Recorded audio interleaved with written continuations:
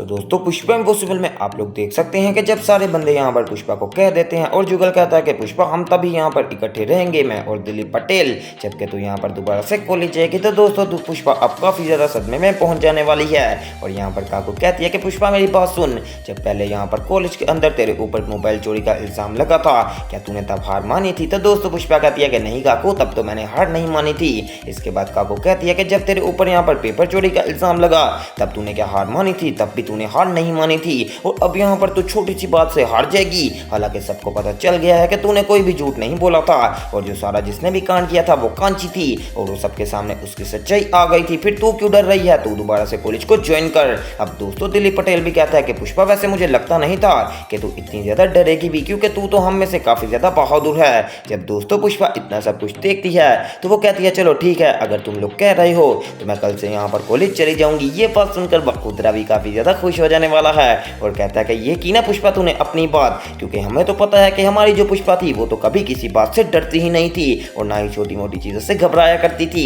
अब यहाँ पर तूने ऐसा कर लिया ना और मैं और दिलीप पटेल अब दोबारा से एक कमरे में रह लेंगे। तो दोस्तों ये बात सुनकर अब पुष्पा भी काफी ज्यादा खुश हो जाती है और साथ ही साथ यहाँ पर जो राशि और दीप्ति होती है वो भी काफी ज्यादा खुश हो जाती हैं और खुशी के मारे इतनी ज्यादा जल्दी से आती हैं और पुष्पा को झपट लेती हैं और कहती हैं कि पुष्पा जी आपको बहुत ज्यादा मुबारक हो कि आप दोबारा से कॉलेज के अंदर जा रही हैं। अब दोस्तों पुष्पा सोचने लगती है कि यहाँ पर दिलीप पटेल और जुगल ने मेरे से बात की है तो खुशी ये दोनों क्यों हो रही हैं। तो पुष्पा कहती है कि ओए क्या बात है, लगता तुम मुझसे कुछ बात छुपा रहे हो। तो दोस्तों अब यहाँ पर दीप्ति कहती है कि मम्मी दरअसल वो हमने एक प्लान बनाया था, क्योंकि तू कॉलेज जा ही नहीं रही थी तो फिर हमने सोचा कि क्यों ना ऐसा प्लान बनाए कि मम्मी को कॉलेज जाना ही पड़े और हमने यहाँ पर इस प्लान के अंदर मिलाया था अश्विन को। इसके बाद दोस्तों यहाँ पर जो अश्विन है वो पुष्पा को सारी बात बताता है कि किस तरह मैंने यहाँ पर मैसेज किया था जुगल जी को और दिलीप पटेल को, लेकिन अब तूने मम्मी बात कर दी है, अब तुझे कॉलेज जाना ही पड़ेगा। दोस्तों पुष्पा कहती है चलो ठीक है, अगर मेरे बच्चे इस बात में खुश हैं चलो ठीक है, फिर मैं कॉलेज चली जाऊंगी। लेकिन अब दिलीप पटेल और जुगल तुम दोनों मेरी बात सुन लो कि आपस में तुम लोगों ने झगड़ना नहीं करना, क्योंकि अब तुम लोगों ने एक साथ ही रहा करना है। तो दोस्तों दीप्ति के यहाँ पर कहती है और अश्विन कहता है कि मम्मी वो दोनों बच्चे नहीं हैं, उनको पता है कि किस तरह उन्होंने कंप्रोमाइज करना है और मुझे पूरी उम्मीद है कि ये लोग ऐसा नहीं करेंगे। अब दोस्तों पुष्पा कहती है ठीक है, अगर ऐसा ना ही करें तो ही बहुत ज्यादा खुशी होगी। चलो ठीक है, अब हमारा दोबारा से चल वही हो जाएगा कि जुगल भी हमारे साथ रहे करेगा और दोपहर का जुगल तो मेरे कमरे में भी आ सकता है, हम लोग यहाँ पर बैठकर खूब सारी बातें किया करेंगे। अब दोस्तों जुगल कहता है ठीक है पुष्पा तूने इतना कह दिया, मुझे काफी ज्यादा खुशी हुई, लेकिन रुक जा, एक बात तो अभी भी रह गई। इसके बाद दोस्तों जुगल पीछे देखता है तो कदमरी वहीं पर खड़ी होती है और जुगल जल्दी से यहाँ पर कदमरी के पास जाने वाला है और अपनी यहाँ पर उस कमरे की चाबियां पकड़ा देता है कांची को और कहता है कि ले कांची, ये चार दीवारी तुझे बहुत बहुत मुबारक हो, इसके अंदर खूब सारा यहाँ पर एहतियात से रहा कर और किसी को कोई बात ना बताई, क्योंकि तू चाहती है ना अकेली प्राइवेसी में रहना। तो दोस्तों कांची कहती है कि मैं प्राइवेसी में आपके साथ रहना चाहती हूँ जुगल जी, अगर आप मेरे साथ नहीं रहेंगे तो मुझे क्या ही सुकून मिलेगा। तो जुगल कहता है कि कांची मैं तो तेरी शक्ल देखना पसंद नहीं करता, मैं तेरे साथ यहाँ पर अपना रूम क्यों शेयर करूंगा,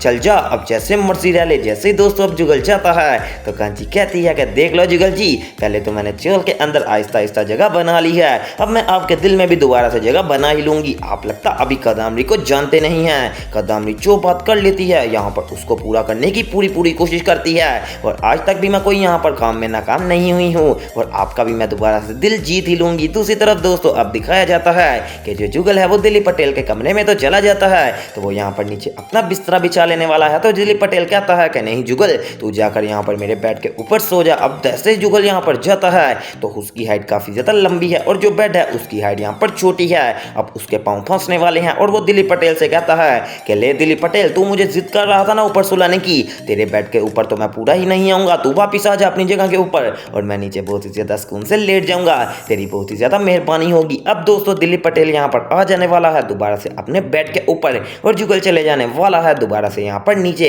और आपस में बात करना शुरू कर देते हैं। अब जुगल कहता है कि दिलीप मैंने कभी जिंदगी में नहीं सोचा था कि मेरे ऊपर कभी ऐसा वक्त आएगा कि मैं यहाँ पर अपने घर से बेघर होकर किसी और के घर में सोया करूंगा। तो दोस्तों दिलीप पटेल कहता है कि तू किसी और के घर में कहाँ सोया है, अपने भाई के कमरे में तो सोया है, इसमें कोई और नहीं होता, बल्कि तू यहाँ पर खुशी से रह सकता है और हम दोनों की बात भी तो एक है ना। इसके बाद दोस्तों यहाँ पर दिलीप पटेल सो जाने वाला है और बेचारा जुगल एक तरफ करवट लेके काफी ज्यादा इमोशनल हो जाता है और सोचने लगता है कि मैं किस कदर कदमरी के साथ मोहब्बत की थी, लेकिन कदमरी ने मुझे यहाँ पर उसका सिला नहीं दिया, बल्कि उसके सिले में मेरे पीछे यहाँ पर कितने कितने कांड करती रही है और सारा इल्जाम यहाँ पर दूसरों पर लगाती रही और मैं भी कितना बेवकूफ था, मैंने कदमरी की सारी बात बातों में आकर दूसरों को काफी ज्यादा डांटा और दोस्तों के साथ यहाँ पर अपनी दोस्तियां तक खत्म कर दी। लेकिन आखिर में मुझे कादामनी ने सिखा ही दिया कि किसी के ऊपर इतना अंधा एतबार नहीं करते। हाँ, अगर मैं बात करूं कि पुष्पा की, तो वो मेरे साथ कितनी ज्यादा यहाँ पर मुखलिस है, उसने मुझे आज तक धोखा भी नहीं दिया। दूसरी तरफ दोस्तों यहाँ पर कादामनी भी अकेली लेटी होती है